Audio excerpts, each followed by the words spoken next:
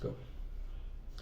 I think today is day 14 from my home. Well, today's video is about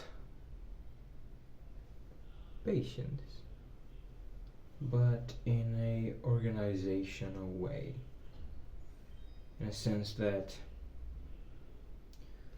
well, these last few days, if you watched any of my last videos, sorry, I haven't been in my actual job. I got 2 weeks off because they delayed stuff there. So let's see how it's gonna work out. And the point is, I'm taking care of my home now, since the work break is gone, college break is gone. I'm taking care of my home. So washing the dishes and using the broomstick and mopping the floor and washing the clothes and doing the laundry and blah blah. And cooking, and I realized I cook really badly. But the point is, it's a lot to do. If, like, for example, I'm studying and doing some off work and taking care of the house, but it's a lot of things to do. But that's the point, and I was extremely worried about life. I was like, damn, like, I'm wasting my time doing all this stuff, and I could be working in this project or that and whatever, blah blah blah. The point is, God gave us these tiny boxes. There are 24 hours each. They're called days, and we can break down all of the things in our lives in them and take some of those 24 hours, which are plenty to do in these tiny boxes, and fix stuff. And no, it couldn't be done today, do it tomorrow. You know, since there are things in life that don't exactly require a deadline, we can be more, how can I say this, more organized and focused in what's essential. So what's essential is, like, I need money to work, so I'm taking my time and working. Like, I need money to survive in a modern world, so I'm taking my time to work on the computer, but I'm also taking some time to do the stuff that has to be done, you know.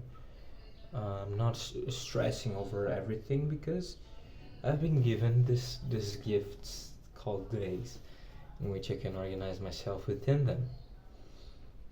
So I do believe the lack of this organization is tied to procrastination. Procrastination is when you have something to do. For example, I had to record this video. I was doing laundry, but I had to record this video because that's what I'm doing. And, well, I was procrastinating, but because I didn't organize the exact time for me to do it yet. There's someone here, just give me a second. I'm back. Alright, so where was I? Procrastination, yeah. You have to do something, but you do everything else except doing it. And sometimes you spend a lot of time scrolling on the phone, on YouTube and whatever, on Instagram, on TikTok, and maybe doing something but the thing we need done. Organization forces us to do that, but doing stuff is like a leap of faith, you know. It sounds, and rationally we know it's easy to do, but something within us ourselves tries to block us from doing this stuff. One thing that's really helped me, and I'm going to do again, is taking cold showers. I hate them. They're terrible. but they're pretty good in guiding us to do the first step, because a cold shower should not be gradual. All right, if you're taking cold showers, when I started taking it when I was younger, I would do like a hand first, then another one, then the other side, then my feet, and then whatever. Nowadays I can do it full body. It hurts, it's terrible, but it's actually just beneficial. It's extremely uncomfortable, but it's just beneficial.